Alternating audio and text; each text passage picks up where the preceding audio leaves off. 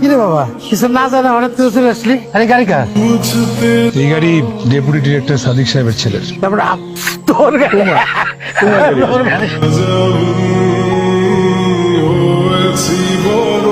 খুব সুন্দর হয়েছে রে দাদা ভাই। দেখছো এটা কার গাড়ি? আরে আমার ছেলে স্বামী। আমি যেটা পারি নাই সেটা আমার ছেলে করে দেখাইছে, বুঝছো? কেমন লাগছে তোমার? ভালো।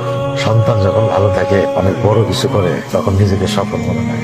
মনে হয় যে বাবা হিসেবে আমি সার্থক, নিজের পায়ে দাঁড়াইছিস। মনে হয় যে আমার সে সফল আর কেউ আছে।